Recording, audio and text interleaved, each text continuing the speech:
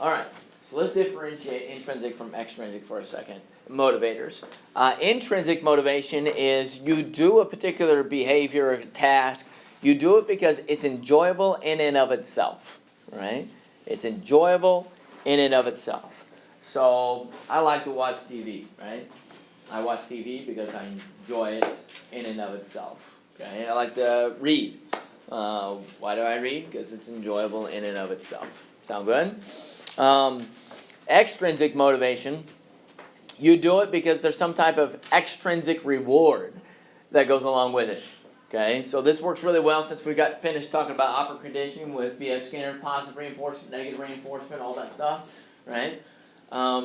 So you do it because there's something hanging out over your head. So maybe with our review game the other day, you do it because you want that ice cream coupon, right? Or maybe you studied the other day for the test because there's that grade hanging over your head, right? You're extrinsic. If there wasn't that positive reinforcement that's out there, you wouldn't do it then. Sound good? So what I'd like you to do is take a moment and take a look at your list that you've created of 20 items, and then go through each one and classify it as either you did this because you were intrinsically motivated to do it, you enjoyed it in and of itself, or you were extrinsically motivated to do it, you did it because of a reward, right? Or avoiding a negative consequence. Take a moment to do that.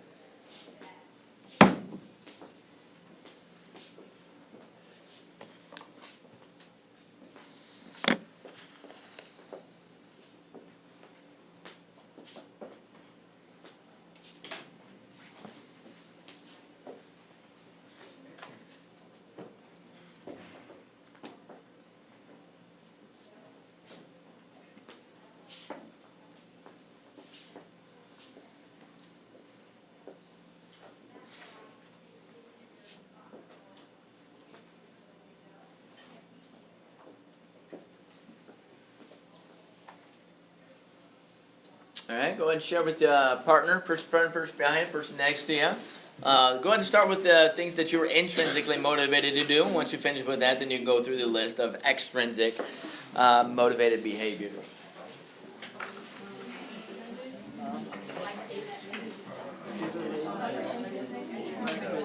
Lunch, slept, dinner,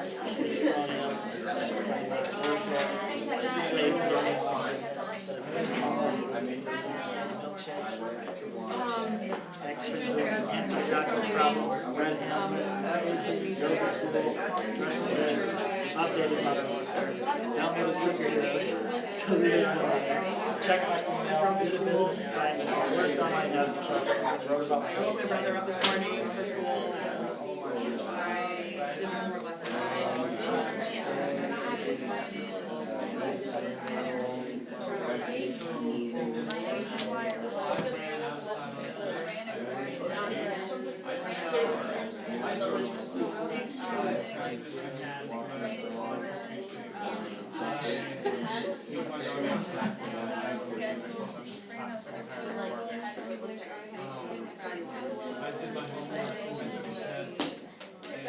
All right, let's share some of our favorite intrinsic behaviors. What are some of the ones that we do it because we enjoy it in and of itself? What will come up with Garrett? I played with some Play-Doh. You played with some Play-Doh. Right? You really enjoy playing with Play-Doh. Right? Had some good experiences as a child. Yeah, like yeah. It was in anatomy, so I really couldn't resist. All right. I like that. Yes, Ms. Reese? Listening to music, right? We do that all the time. I like to put the music on in class. I think that creates a more pleasant atmosphere because all of us, we like to listen to music, right? Ms. Maddie? Petting your dog. Somebody ironically said that earlier today.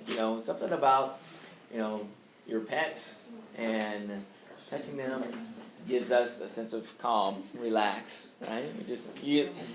My wife, we used to go to pet stores just for that one, thing, just so that you could pet the animals that were there, okay? What about extrinsic behaviors that we have? Anything you took note of? Jason? You read Hamlet. Okay, so, I like reading, but there are some books that I read because I have to read it, right? So you're not a big fan of Hamlet? Not the introduction. Yeah, Not the introduction it to was Leaf? it was how to read Uh-huh. Hamlet. Oh, how to read We Hamlet? read how to read Yeah. Hamlet. Okay. Yeah, it wasn't like 40 pages. Yeah, it's 40 it pages. wasn't great. I can understand that. I read the Scarlet Letter one summer. You guys ever read the Scarlet Letter? Uh-huh. I read it because the students at the high school read. You guys still read the Scarlet Letter? No? Yeah, it's that's not my. Yeah, it's brutal. It's brutal. What else are we extrinsically motivated to do, Miss Bree? I ate. You ate. Okay, so sometimes that's a good one. I like that you brought that up. Okay, you ate because you had to, Yes. right? So we can sustain life. Yes.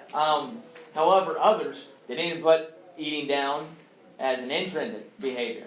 All right, quite a few hands there. So what I want to point out with this is, first off, when it comes to motivation and identifying the source of that particular motivation, can you see how it can be a bit subjective? And it can vary from individual to individual. Right? And then the other thing that I want you to think of, can it be both? Can something be both intrinsic and extrinsic? So eating, it probably isn't the best example here for this, but can something be both intrinsic and extrinsic at the same time, simultaneously? You got an example there? Sleeping, okay, you enjoy doing it, but if you didn't do it, bad things would happen, so you have to do it. So intrinsic and extrinsic, okay? I used the example earlier this morning, my job, teaching, right? I enjoy teaching, right? So I'm intrinsically motivated there. But would I do it if there was no money with it? No. All right? Can't do it. Not possible. Okay? You have to have a little bit of both there. So that's one thing that, I think that we as a culture, we struggle with that. You know, if you look at the statistic on how many people change jobs over the course of their lifespan, it's fairly, a high number, right? And one reason why, from my perspective, theorizing there, is that we are choosing occupations that are based off of extrinsic motivators, right? The money, more so than the intrinsic side of things, okay? And so what ideally we need to do is we need to find careers where it satisfies both. We are intrinsically motivated to do it, but we also have that extrinsic reward. We got to be careful, though. You can go the other extreme as well. Some people choose the job that they are completely intrinsically motivated, but the pay is so low associated with it that they can't sustain it for a long period of time either. They get paid squat because they, knitting, I don't know, whatever it may be, okay? So we got to be careful there as well. All right, one thing I want you to do. So there are other sources. Now, these are two big ones with intrinsic and extrinsic motivators. But there are other sources of motivation beyond that. So I want you to add this to your list, and then we're going to go back to our extrinsic. We're going to leave our intrinsic off to the side and really go beyond those, not focus on those anymore. But we're going to go back to the E's. We're going to break them down maybe a little bit further. So these are some other possible sources.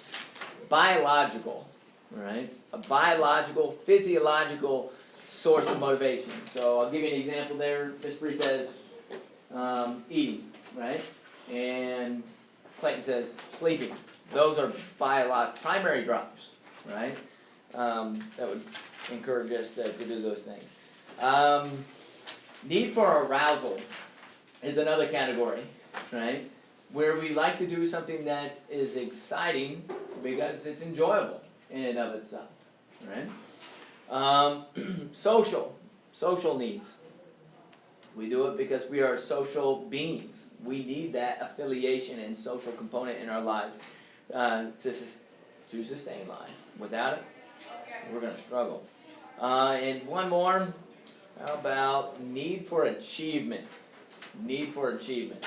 This is something that I like a lot, talking about a lot. We'll do this a little bit later. But need of achievement is, some of us, we have this desire that we've got to be the best. Yesterday in my global cultures class, we did the turnitin.com plagiarism checker. And I got a student that, she's good, she's a good writer.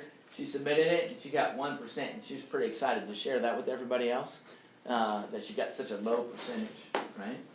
However, she was a little bit disappointed when she quickly found out that there were multiples around her that got 0%, and she's quickly got back at it, she had to go back and make the adjustments so she could get a 0% as well. Okay, her need of achievement is really high, right? She has to be the best. Okay, Ms. Barwell. Does it have to be like in comparison to everyone else, or can it just be like I need to do this? It could be by yourself, right? It doesn't necessarily have to be in comparison to others. Okay, so go back through your E's for a moment here, and then see if you can put those into one of these other categories, whether it be a biological, physiological drive, a social issue, need for arousal, or need of achievement. Sound good?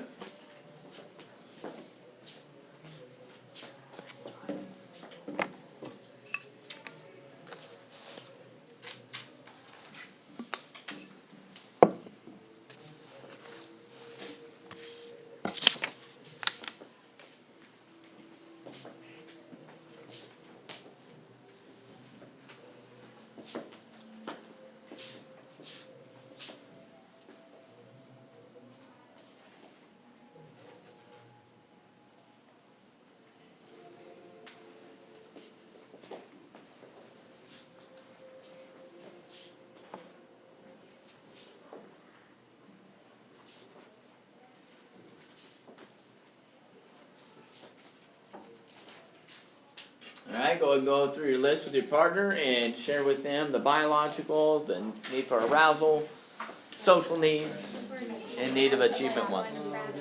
I think that's achievement. I don't take it best and working on my own. That's what I drove my car and now I'm just like to get to school. That's social. So I can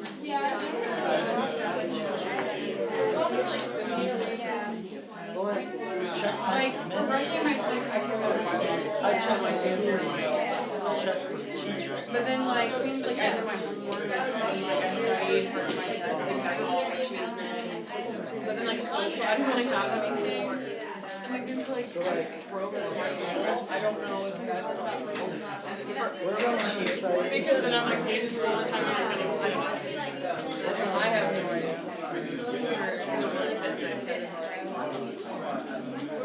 Well, I have an updated. Or like I maybe something like it's like I put that as a change because But it's not enjoyable. It's enjoyable to play. Alright, so I hope you got a better understanding that there are a large number of sources of motivation, and it's more than just being intrinsic and extrinsic. And over the course of our chapter, at least the first half of the chapter on motivation and motion, we'll look at some of those other sources. Sound good? Alright, I want to share with you a couple more things before we finish up today. First off, this newspaper article I ran across a couple years ago. I want you to think about what motivated this firefighter. It's titled, Firefighter Saves Cat with Mouth to Mouth. Acts of bravery and courage come with the territory of a firefighter, but Al Machado might have broken new ground Tuesday when he saved a house cat with mouth-to-mouth resuscitation. Sweating and breathing heavily from fighting the fire, Mr. Machado was still making faces and picking fur from his mouth when he told a reporter there wasn't much hesitation involved. He had rescued the cat from a burning second-floor apartment on Summer Street, and it really needed air, and it couldn't wait, he said. So he began mouth-to-mouth breathing on the cat as he carried it out to the sidewalk, where police and paramedics were ready to go with oxygen, and left it with them while he went back into the apartment. Paramedics administered oxygen while he was inside the building, and at the next opportunity, Mr. Machado resumed mouth-to-mouth, and the cat, a tiger Angora, revived and was resting comfortably in the animal rescue van, awaiting a ride to the veterinarian. Asked what it tasted like giving the breath of life to a cat, Mr. Machado just laughed, grimaced, and said, like fur. All right, so what kind of motivation, source of motivation for this guy? Yeah, Galen? Probably would have felt bad if it died on him. Okay, so he's trying to avoid that, that negative feeling there. So maybe it's the extrinsic motivator, right? In that aspect, Joe? Was he just so used to like going into fires and saving lives that he just didn't really hesitate? It was a life that he'd saved, so he felt that it was just habitual, so he did it. Habitual, kind of like classical conditioning, right? It's just naturally conditioned to save anything, whether it be a human being or not, right? Ms. Barwell? I think part of it had to have been attention because Uh-huh. like, he went back in the building and they had oxygen for the cat And he came back out, and then he started again. I'm like, Can you visualize what that looks like? First off, it's kind of ridiculous. they've got paramedics waiting off to the side with oxygen in hand. It's like, all right, give me the catch. Let me start. Just take the oxygen What? mask off. It's kind of crazy to think about that's happening. But I think that notoriety, right, Yeah. of being the hero, maybe be the extrinsic motivator there. Did somebody else have a comment over here? Well, he probably didn't want to go to all that work to saving the cat and then it dying on him, so it was probably. It's a sunk cost. He already put that much effort into it. Right. He can't stand wasting effort, so he's got to make sure he's committed now, right? All right. Two more things. I used to put together motivational quotes when I first started teaching these lessons on motivation. I've really gone away from all the other motivation quotes. This is the only one that's lasted. And it's from a guy named John Wesley. He was a Protestant reformer hundreds of years ago. And he said, once you set yourself on fire, people love to come and watch you burn. And I thought that was an interesting quote. Okay, so for his context during the Reformation, if they got caught doing what they were doing, they would literally get set on fire, right? Burned at the stake. Okay, but we can apply it to our lives, not to that extreme. But if once you set yourself on fire with the activity, the task that you are doing, right, meaning that you have such a high level of motivation, then what happens? You inevitably get pretty good at what you're doing, right? If you get that good, people love to come and watch you, not burn, but do the thing that you do, right? Whether it be playing a musical instrument or acting or, playing a sport or something like that, right? They want to come watch you because you are so highly motivated that way, okay? Now, if you really think back to intrinsic, extrinsic, what type of motivation would that person have if they want to set themselves on fire? Can it be extrinsic or intrinsic? What's it more likely to be? Intrinsic. Intrinsic. Ms. Harrison, why is it intrinsic? Because, I can reference myself, I go to cheer practice because I enjoy it, and I have a need for achievement. Uh-huh. If it was extrinsic, there's limitations on the extrinsic motivation, right? And I think that we get lost. We forget that. Think about school. For a lot of us, we do what we do because of the extrinsic motivators. It's the grades. And what happens then is we get maxed out. And if we had intrinsic motivation, then there would be no limit on what we could do, right? Our interest and knowledge and trying to acquire more and more and more, there's an exponential advantage of being intrinsically motivated versus being extrinsically motivated. And as I think about sports, you used to mention cheerleading, sometimes that happens, right? First off, at the beginning of the season, everybody's really intrinsically motivated. They get out there because they enjoy it. They're there because they enjoy it in and of itself, right? But there's some times where somehow, some way, it transitions from being intrinsically motivated to extrinsically motivated. And our task as authoritative figures, coaches and stuff, is we got to maintain that intrinsic. If it becomes extrinsic, then we're not our limitations, right? We're not going to, achieve what we hope to achieve at the set out. All right, one more. I've got a joke for you to finish up class. You remember the other joke I shared with you about the blonde breathing in, breathing out, right? Remember what part of the brain that was? It's the medulla, right? Why is it the medulla? Because that's action, stuff that you don't have to think about. Right, life-sustaining functions that we don't want unconscious, right? So breathing, swallowing, heartbeat, yep, those type of things, okay? All right, so this one starts with an oil tycoon from Texas, okay? Meaning that he's extremely wealthy, right? Extremely wealthy guy. He's got a daughter. He's kind of an older gentleman, and he's got a daughter who is a young woman. And so he's pretty particular. She's coming of a marriageable age. He's pretty particular about who's this, potential son-in-law going to be, right? So what he decides to do is invite the best of the best young men of Texas to his big mansion of a house, right? And he brings them over for dinner. After dinner, he takes them out behind his house to his Olympic-sized swimming pool. And as the guys are walking around the edge of the swimming pool, they can look inside. See, it's not only filled up with water, but there's alligators in it too. Sound good? So he sends them down to one end of the pool, and he goes off to the opposite side, and he shouts across the pool. He says, for the young man who jumps in and swims the length of this pool, I'll give him $1 million. Nobody jumps in. So he says, shouts across again. For the young man who jumps in and swims across the length of the pool, I will give him 1/4 of my estate.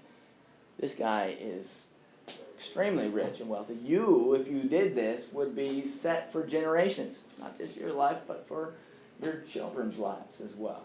Right? Nobody jumps in.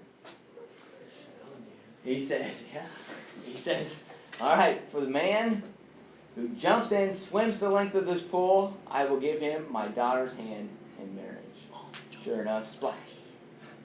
Guy swims across the length of the pool, navigates the alligators, makes it, gets out to the other side. The old man gives him a towel to dry off and then asks him a series of questions. All right, what'll it be? You want the $1 million?